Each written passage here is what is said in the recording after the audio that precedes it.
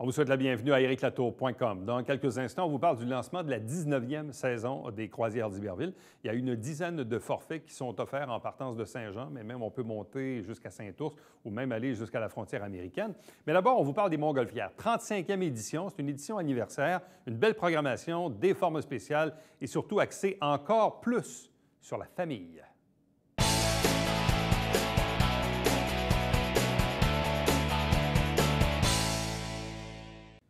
C'est le moment du grand dévoilement complet de la 35e édition de l'International de Montgolfière de Saint-Jean-sur-Richelieu. Cette année, du 11 au 19 août. Deux invités pour en parler. D'abord, le président de la corporation, Jean Fontaine. Bonsoir. Bonsoir. Accompagné du directeur exécutif, Benoît Lemay. Bonsoir et bienvenue. Salut, Eric. Bon, déjà, depuis plusieurs années, on connaît un peu la tactique, c'est-à-dire que de semaine en semaine, de mois en mois, on divulgue des petits morceaux. Hein? Nous, dans le milieu de la radio-télé, on appelle ça des teasers. Donc, on fait juste agacer un peu les gens. Et après ça, s'ensuit évidemment le dévoilement complet, conférence de presse que vous avez fait il y a quelques jours du côté de Montréal. Quand on regarde l'ensemble de la programmation, quel est le premier mot, le premier commentaire qui vous vient à l'esprit? Famille. Famille, dans le sens que moi, on me demandait, Marc Dupré, va-tu être là? Les Cowboys vont-tu être là? Bon, ils ne sont pas là cette année parce qu'ils sont venus à quelques reprises, mais tu sais, les trois accords, ça va être festif, là. Ça va être, tu sais, Éric Lapointe, lui, on ne le manque pas, tu sais, il va avoir... Donc, je trouve que pour la famille de Saint-Jean, pour le citoyen de Saint-Jean, ce qu'on a lu aussi sur les commentaires, c'était dithyrambique, là. J'avais rarement vu ça, là. Je pense que c'est une belle programmation qu'on a, puis c'est ce qui me vient en tête, en partant. Bon. Évidemment, depuis plusieurs années, le festival se positionne comme étant le festival d'été le plus familial au Québec. En quoi, Benoît Lemay, on peut être plus familial qu'on a déjà été familial des dernières années? Oui, on le dit depuis des années, c'est vrai. Non, mais c'est vrai. En quoi on peut, encore une fois, renforcer ce positionnement-là de festival familial? Bien, en fait, l'année passée, on a fait quelques changements. Puis il y a un feedback là, qui revenait beaucoup après l'événement, c'est que, puis c'est banal, mais c'est important pour nous, c'est que les parents nous disaient que notre offre familiale était séparée sur le site. Ça, c'était une des choses qui nous, quand on brainstormait, on disait qu'est-ce qu'ils nous disent? Donc, il y avait une offre pour les 0-3 ans, disons, à telle place sur le site, puis 14-15 ans par là. Puis les parents nous disaient c'est compliqué pour nous parce que quand on est en famille, on veut que les enfants restent ensemble. Donc là, on a créé cette nouvelle zone qui s'appelle la tribu, où l'offre familiale, l'offre enfant, et sur 100 000 pieds carrés, là, c'est que pour l'enfant. Donc, le positionnement du site est encore plus facile là, pour la famille. Bon, et puisqu'on parle d'aménagement, on pourra en parler tout de suite, mais vous avez aussi rebrassé vos cartes. Les gens sont habitués, pour les habitués de la tente VIP, qui est à l'extrémité de la piste, et les tentes corporatives qui, elles, sont en avant de la scène. Vous avez aussi décidé de regrouper ça. Oui. Donc, en fait, la tente VIP qui va s'appeler le Salon des ambassadeurs. Donc, on change aussi le branding. Le même genre d'expérience, mais effectivement, on change l'expérience et on l'approche de la scène. Encore une fois, c'est ce que les gens nous demandaient, d'être plus proche là, de l'action. On avait bougé le site, il y avait beaucoup plus d'action dans ce coin-là. Donc, on a accepté, je dirais, et puis on a collé là, les loges corporatives et le Salon des ambassadeurs ensemble. Ouais. Bon. Côté programmation musicale, je pense que les gens comprennent aujourd'hui que dans l'événementiel, on n'a plus les budgets qu'on a déjà eus dans le passé. C'est pas juste ici, c'est partout ailleurs. Donc oui, on veut avoir de l'international, mais en même temps, à la hauteur, il faut avoir le moyen de nos ambitions. Et c'est drôle parce que le commentaire que moi j'ai reçu beaucoup dans les derniers jours, depuis que vous avez fait votre dévoilement, on dit « Hey, il y a une programmation qui est plus francophone que d'habitude, mais sais-tu quoi? C'est le fun, c'est des bons artistes, c'est des valeurs sûres, on les aime. » Et moi, je n'ai pas, en tout cas dans mon entourage, je n'ai pas entendu de commentaires de dire « Ah, c'est donc bien plate, on n'a pas eu un gros nom, etc. » Je ne sais pas les commentaires que vous avez reçus ou la commande que vous aviez passée en regard au budget dont vous disposez. Bon, on a Simple Plan, évidemment un groupe qui émane d'ici, mais qui a une portée internationale. Mais dans la majorité des cas, on est dans un choix, une sélection plus francophone comme artiste. Oui, sauf que, ben c'est ça. Moi, on a eu ces discussions-là à maintes reprises, Benoît et moi.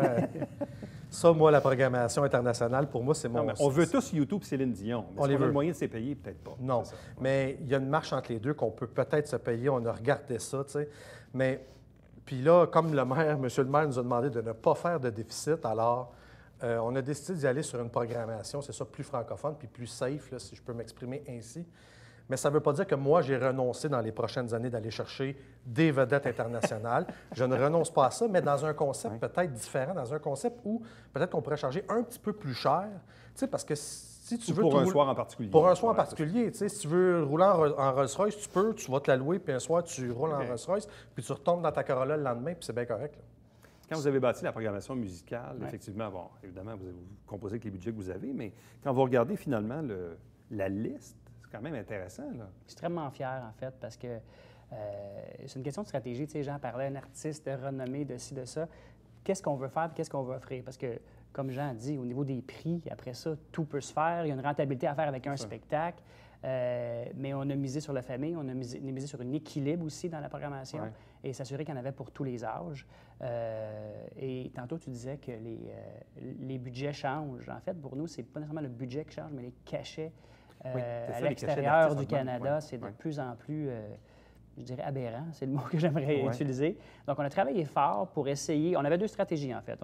On y va dessus là, avec un certain risque, puis on investit dans un calibre différent, puis on change le festival un peu à ce niveau-là, au niveau de la tarification, puis avoir un spectacle de notoriété. On a statué sur l'équilibre. Bon. Mais moi, comme je dis, je ne désespère pas qu'on essaie un moment donné, qu'on le laissait à tout le moins.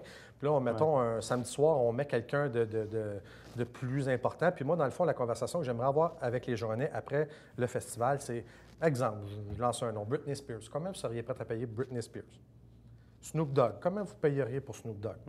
Puis, tu sais, si on est capable de trouver... Dans le fond, notre but puis notre défi qu'on va avoir, ça va être de trouver l'artiste, tu sais, qui est encore à son apogée, mais pas à l'extrême, puis qu'on est capable de payer, puis qu'on est capable de rentabiliser. Je suis sûr que ça se trouve, il faut juste faire l'effort. Puis oui, il y a un risque, là.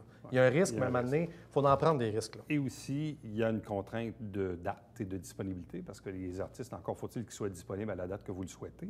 Mais quand on regarde la liste, je veux quand même y aller rapidement, parce que les gens peuvent aller voir l'info sur montgolfière.com. Andréane Amalette, Simple Plan, Michael, Isabelle Boulay, ses invités, Alpha Rococo, Yann Perrault, Hubert Lenoir, la nouvelle révélation. Les trois accords, Émile Bilodeau, Patrice Michaud et ses invités, Philippe Bande, Caïn, Kevin Parent, Éric Lapointe, Marc Dupré, Tom Cochrane, quand même, Tom Cochrane, Alex Roy, Les Grandes Crues et Loud. Donc, c'est un peu la liste globale là, des artistes. Là. Puis, Gérard, tantôt, tu parlais de teaser. Tu as dit 2 fois et ses invités. Fin juillet, on va faire une autre annonce avec d'autres artistes quand même assez costauds comme invités. Fait qu'on a hâte de vous présenter ça aussi. Là. Un autre teaser. Le festival, c'est aussi, et d'abord et avant tout, un festival de montgolfière. Et les formes spéciales sont souvent aussi un moment important pour positionner le festival. Donc, il y en a quelques-unes et vous avez quelques nouveautés cette année. Oui, on en a 3. 2 Brésiliens. On a un piranha méchant avec des grosses dents. On a un gros chien énorme, je te dirais, là, Bidou, c'est ça, un autre Brésilien. Et puis, on a le Flying Squirrel, qui est notre écureuil volant, qui vient de la Floride, je pense. Le Rocket, c'est ça, exactement. Bon, il y a Pico qui célèbre ses 20 ans. Oui. Puis en parlant de montgolfière, je pense que le 14 août, c'est la fête de Pico officiellement. Donc, on la célèbre en grand en fêtant notre 35e. Et on veut vraiment faire une des plus grandes nuits magiques qu'il y a eu depuis les 35 dernières années, cette journée-là. Bon, comment se porte la vente de passeports? Et à quelle étape on est rendu? Là, les gens qui veulent acheter le passeport, est-ce qu'ils peuvent encore avoir les manèges puis le stationnement? Jusqu'à dimanche minuit. Oh là là, donc là, c'est dans quelques jours. Dimanche minuit, c'est le passeport intégré qui inclut manège, stationnement et l'entrée sur le site. Donc le passeport intégré, il est en vente jusqu'à dimanche le 17. Exactement. Sinon, le passeport régulier est en vente jusqu'à l'événement. Et jusqu'à présent, est-ce que ça a eu du succès, ça, le passeport On intégré? est en avance sur les 3-4 dernières années. Je n'ai pas le chiffre exact, là, mais au moins de 20 quelques % sur la vente de billets, majoritairement de la région, la vente de passeports en plus. Bon. Il y a la gratuité aussi? La gratuité, ça, c'est vraiment intéressant parce que, tu sais, comme 35e anniversaire, les Joannais nous ont donné un bon coup de pouce. Tu sais, c'est leur festival et puis ils peuvent aller chercher leur billet dans la complicité, à venir l'échanger. Donc, un billet gratuit pour chaque citoyen.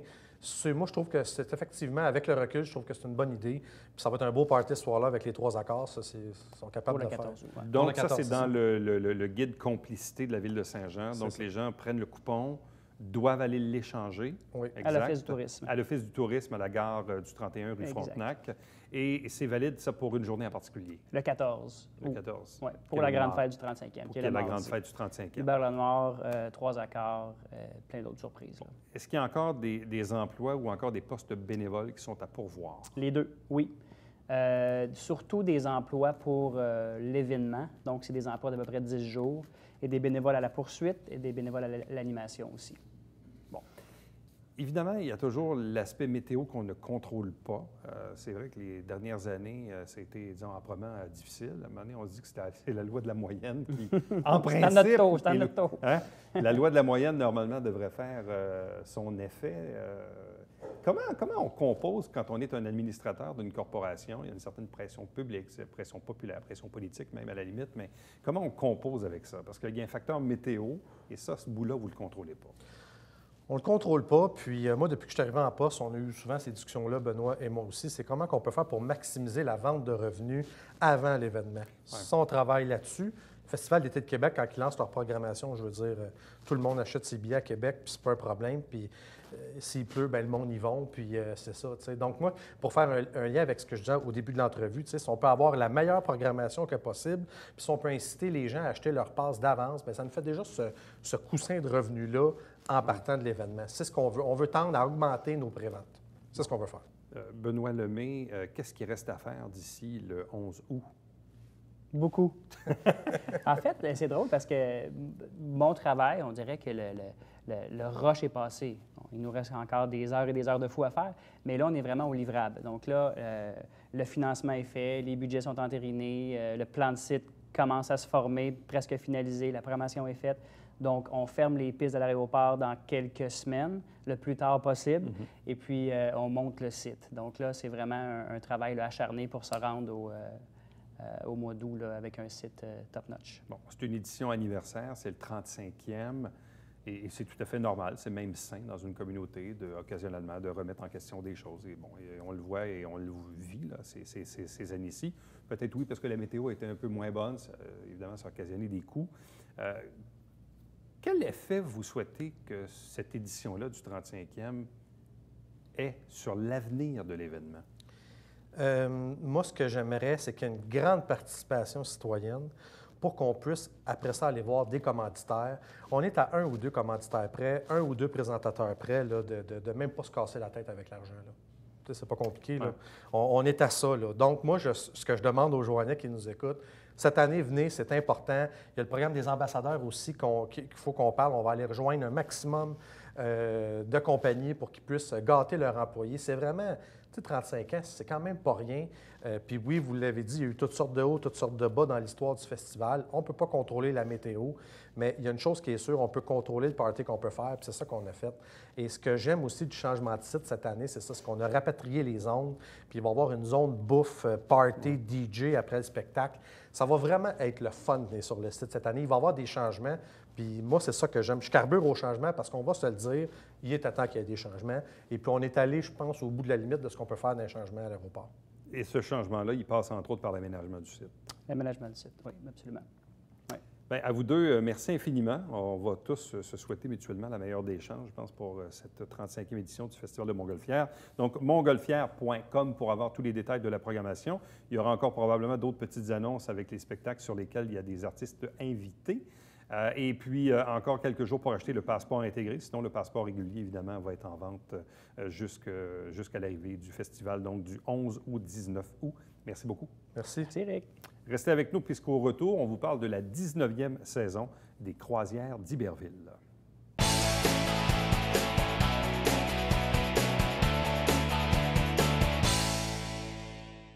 Mesdames et messieurs, bonjour et bienvenue à La Justice entre nous. Mon nom est Sam.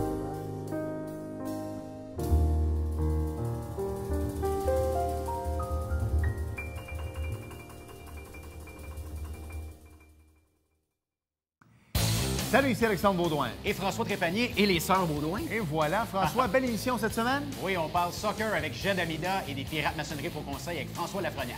Et comme mes filles, ben, ça va bouger. Oh. Manquez pas ça.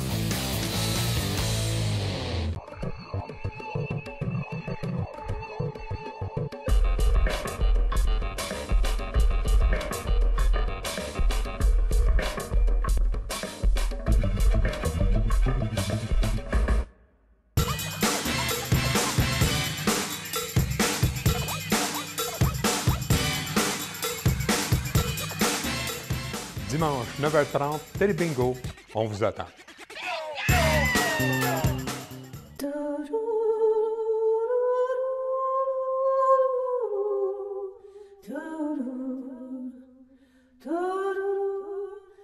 Coulisses Beta, jeudi 19h.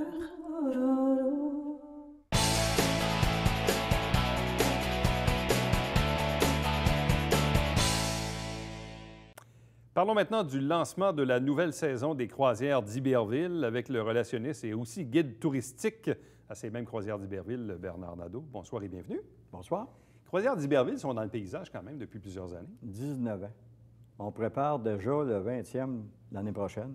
Ça fait quelque chose de particulier. Mais ça fait déjà 19 ans. Pour dire que ce bateau-là, il y a un historique particulier. C'est que ce bateau-là, en 1977, avait été bâti, construit pour faire la navette entre Percé et l'île Bonaventure en Gaspésie. Fait que les gens qui sont allés voir les fous de bassin à cette époque-là, ils ont embarqué dans ce bateau-là. Puis il y a une autre situation particulière aussi. Tout le monde a déjà vu des billets de 1 000 $. Les billets de 1 000 $, il y a à l'endos du billet, il y a le pont de l'Anse-Saint-Jean. Et l'Anse-Saint-Jean, en 1997, ont décidé de former une royauté. Denis Tremblay, il s'est nommé roi. Et il a dit, c'est bien intéressant d'être roi, mais ça me prendrait un bateau. Bien, il a acheté ce bateau-là. Fait que les gens qui viennent sur le bateau ont dit que vous êtes assis dans un bateau royal. Ah bien là, les applaudissements généraux. Fait que tu sais, puis moi, je me suis introduit comme guide touristique il y a 4 ans. Puis les gens ont tombé en amour avec ça. Il faut dire qu'on a une région extrêmement historique. Tu sais qu'on écoutait aux assemblées municipales il n'y a pas longtemps qu'on était classé 157e, je crois, au Canada présentement. On a déjà été 4e. Parce qu'on alimentait beaucoup à l'époque avec la première voie ferrée, la voie maritime, avec les écluses et tout ça. On alimentait beaucoup Montréal. Puis si Montréal a grandi rapidement, c'est grâce à Saint-Jean-sur-Richelieu. Puis c'était une ville, c'était une région exceptionnelle. Puis moi, bien, je parle de ça pendant au moins 30-35 minutes sur le bateau. Puis les gens en raffolent. Avec les passagers qu'on a, ils sont doublés. C'est qu'il y a des gens, il y a une partie à chaque fois qu'on fait une croisière qui veulent revenir. Il y en a à l'intérieur de ça que ça fait la 2e et 3e. Puis, il y a 10 forfaits différents. Donc, avec les 10 forfaits, ils peuvent revenir pour toutes sortes de choses. Quand on parle des forfaits, là, c'est quoi? Parce que là, vous allez à l'île aux Noix, mais des fois, vous allez un peu plus loin. Il peut y avoir des repas, des chansonniers. Bref, c'est quoi qui est possible? Il y a des balades d'1 heure et demie. Il y a des soupers chansonniers. On a 2 chansonniers, donc un, Alexandre Belair, qui est un finaliste des Star Academy, c'est pas rien. Et on a même une patrimoniale qui part de Saint-Jean, des gens de jeunes dans le bateau. On descend les 9 écluses avec un narrateur qui explique comment ça fonctionne, comment ça a été bâti. Ça a quand même 150 ans, puis ça tient debout, alors qu'il y a des ponts qui ont 50 ans, puis tombent tout seuls. Rendu à Chambly, ils vont dîner au Fauquet-Fourchette, qui n'est pas rien. On rembarque dans le bateau, puis on se rend jusqu'à Saint-Ours, puis ils soupent là-bas, puis ils reviennent en autobus. C'est une journée complète. Fait qu'il faut que tu fasses ça presque une fois dans ta vie. Puis on a même eu des passagers qui avaient descendu les écluses avec leur bateau. Puis quand ils embarquaient dans le nôtre, ils ont dit, c'est pas du tout la même chose. On n'a aucun stress, on peut jaser, on peut regarder, puis c'est vraiment tranquille. Mais ça, ce trajet-là de traverser les 9 écluses et de se rendre à Saint-Ours, le bateau fait ça combien de fois dans l'été? Quelques fois. C'est à la demande. Là, la semaine prochaine, on en a un de bouquet. Oui. On est déjà cédulé. Le bateau contient combien de personnes? 44 passagers quand les gens ne dînent pas ou ne soupent pas à bord. Puis c'est un petit peu moins quand ils mangent parce qu'on ne veut pas avoir trop de coude à coude. Ça a déjà été plus grand que ça. Transport Canada a resserré les normes à cause que les gens ont augmenté en poids. C'est un petit peu, oui. Puis c'est comme les avions, c'est comme pour tous les bateaux. Les gens sont plus gros, donc il y a moins de monde sur le bateau. On a déjà été à 60. On vit avec ça, qu'est-ce que tu veux. C'est les lois de la nature. Et ouais, puis à chaque fois qu'il y a un incident dans le monde, bien, il resserre des normes. Évidemment. Mais le bateau part aussi ou peut partir de Sabrevois et aller un peu plus loin vers le sud. Oui, c'est parce que c'est un bateau à coque de déplacement, donc il est plus lent, mais c'est un coque de mer. C'est un bateau qui pourrait prendre la vague de 8-10 pieds, puis la vague de 15 cm ici, fait qu'il n'y a pas de problème. On peut partir de Sabrevois pour aller jusqu'au pont de Noyant, mettons. T'sais? Puis dépendant de ce qu'on veut faire. Il y a souvent des combinaisons, visites, comme les gens qui sont venus tantôt. Il y a des gens qui sont venus après-midi, puis ils ont fait une croisière d'1 heure et demie, puis après ça, ils allaient dans un vignoble. Fait que, tu sais, il y a un jumelage qui se fait là, comme ça. Est-ce que ce bateau-là fonctionne uniquement sur rendez-vous ou s'il y a quand même des plages horaires? Il y a des plages horaires où aussi. Le public peut se présenter s'il y a de la place. Là. Oui, même s'il y a des endroits de vide dans le bateau, on peut rajouter des gens dans beaucoup de cas. Donc, c'est possible. Donc, quelqu'un pourrait dire, bon, bien, il reste de la place telle journée, telle heure, je peux y aller. Là. C'est pas rare qu'on a 35-40 personnes dans le bateau. Je vais vous dire que cette année, on va excéder le 150 sorties. Ah oui, tant que ça. Ah oui, oui. Écoute, on rentre plusieurs milliers de personnes chaque année, là. La question que j'ai envie de me poser, parce que pendant très, très, très longtemps, voire des décennies, il y avait évidemment les croisières du Richelieu, qui Ouais. étaient là de longtemps. Ensuite, croisières d'Iberville sont arrivées et les deux fonctionnaient en même temps. Oui, parce pendant une qu'on assez longue n'avait pas période. du tout les mêmes barèmes. C'était pas la même affaire, là. Du c'est tout. ça. Eux, ils étaient vraiment axés sur aller à Saint-Paul-des-Launois. Et c'était gros aussi. là. Puis c'était gros. C'était un gros bateau. Oui. Puis la rentabilisation est plus difficile parce que ça prend plus de passagers pour être rentable. Bien, c'est ça la question que j'ai envie de poser. Qu'est-ce qui fait que les croisières d'Iberville, après 19 ans, sont encore là, mais que les croisières, par exemple, du Richelieu, qui ont été là pendant, je ne sais pas moi, 30-40 ans, n'y sont plus Il aujourd'hui? y a Est-ce deux, que- ouais. Il y a deux choses que je figure qui ont aidé énormément. La première, c'est que le fait d'avoir un guide touristique à bord, c'est un incitatif. Les gens, ils apprennent quelque chose de plus qu'ils pensaient. Ils sortent de là, pas juste avec une croisière, mais des connaissances. Puis, l'autre point, il y a des gens, je vais vous dire ce que les gens nous disent, les passagers sur le bateau. Petit bateau, mais grand cœur. Tu sais, je vais vous donner un exemple. Quand il y a un super chansonnier, ça commence avec une musique d'ambiance, puis la dernière demi-heure, quand on revient, c'est le gros party. Mais une ambiance à 30-40 personnes, c'est pas pareil comme 200-300 non plus, c'est ça? Non, c'est beaucoup plus C'est personnalisé. plus intime, c'est Oui. ça? C'est Comme plus moi, intime. quand j'ai fini ma narration, je vais m'asseoir avec les passagers. C'est comme je dis aux gens, si j'avais un bateau de 300 passagers, je ne pourrais pas faire ça. Mais comme j'ai un bateau de 40 passagers, bien, automatiquement, je peux m'asseoir avec vous autres, puis s'il y a des questions spécifiques, ça va nous faire plaisir. Puis les gens, c'est pour ça qu'ils veulent revenir. La personnalisation. On fait même des mariages sur le bateau. On a eu 2 à date. C'est quoi les questions que les gens posent, justement, malgré le fait qu'il y ait une narration de 35, Ouais. 40 minutes? Après coup, c'est quoi les questions que les Ben, gens ils vont posent parler sur ma beaucoup région? de la faune, des poissons. On a 60 espèces de poissons, donc un qui est unique au monde, le chevalier cuivré. Donc, on est content de l'avoir parce qu'il mange des moules. Fait que les petites moules zébrées ne veillent pas tard dans la région. Il y a un paquet de facteurs en fonction. Moi, je parle des inondations parce que j'ai été 22 ans dans Croix-Rouge. J'ai travaillé 2 mois sur les inondations. Fait que je compte des anecdotes qui sont produites à ce moment-là. Fait que, comme je connais la région de fond en comble, j'ai fait beaucoup de recherches.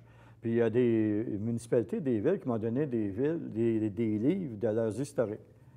Tu sais, comme Saint-Paul-et-Launois, c'est pas rien, là. Tu sais, il s'est passé beaucoup de choses, là.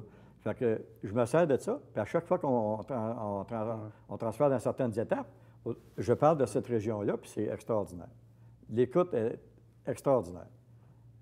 Le bateau et les croisières d'Iberville sont toujours opérés par la famille Payette. Oui.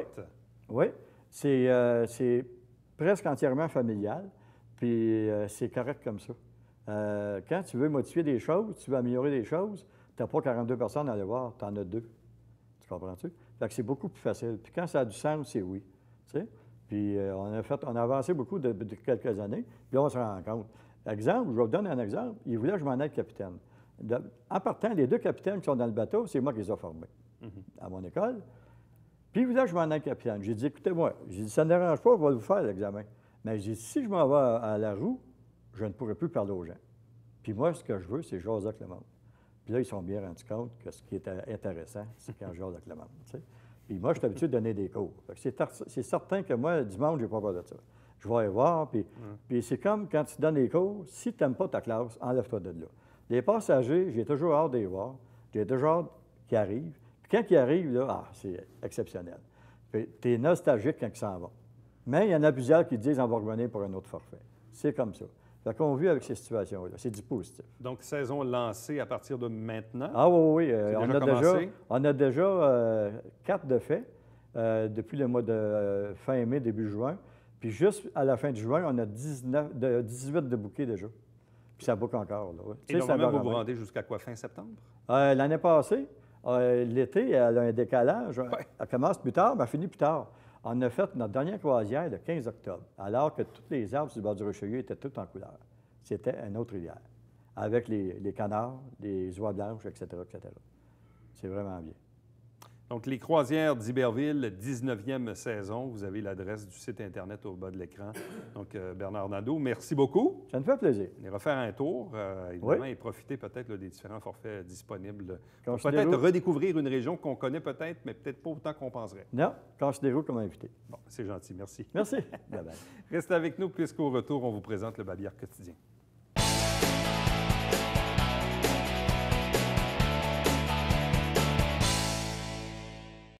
Il y a un événement qui va se tenir, et c'est sur invitation, mercredi le 20 juin, au Forquet Fourchette à Chambly. 2 histoires entrepreneuriales des entreprises qui œuvrent dans le monde de la cidrerie ou une chocolaterie. Bref, si ça vous intéresse d'écouter ces histoires, vous pouvez vous inscrire via la MRC de Rouville.